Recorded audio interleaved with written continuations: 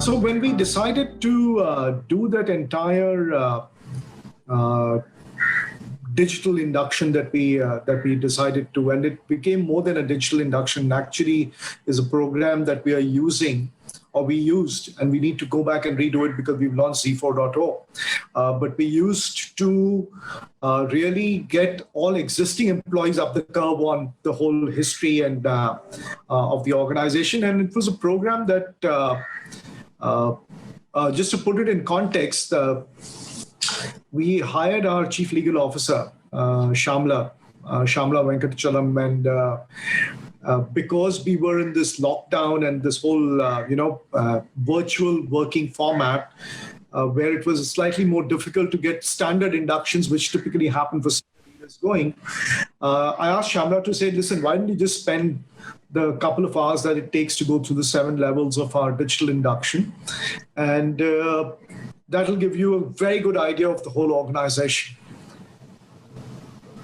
And she did that, and she came back saying, completely blown away. I said, look, I can't imagine having done or played a game like a digital induction game that you had designed, which was the Z Avatar and all of those things that we had done. But I really enjoyed it. And 2, it was incredibly informative. And I feel that I really get Z. I mean, both from not just the informational aspects, but somehow you managed to capture the cultural nuance of what Z is. And I think, and now bringing it back to in the design phase, I think what the way we went about designing that, it was iterative. That we starting from laying out all the topics that we wanted to cover, bringing in the construct of what are the key values of the organization, and how do you build a subliminal theme that is not obvious and kind of in your face, but that is what is informing the design of the game. To making sure that information sources and all the various inputs, including videos of various induction programs that we had done, and brought that into context.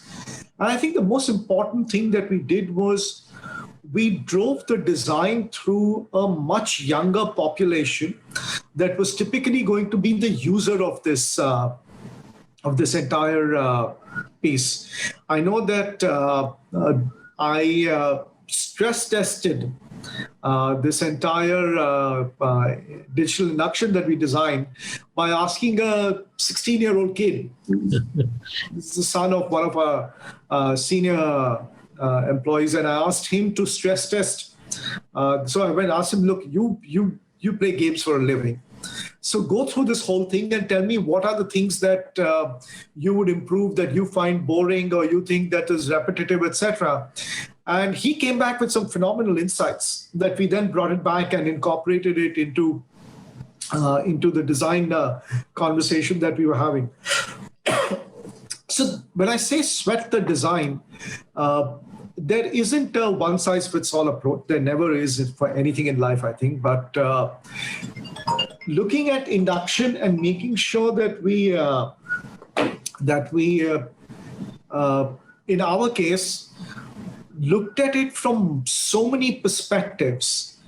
And we did spend close to 4 or maybe 5 months. And then we had the whole API integration challenge that took a little more time. But we did spend that kind of time designing the whole intervention, which is what I think made it so much easier to adopt. We also sneakily embedded our entire POSH training into that, because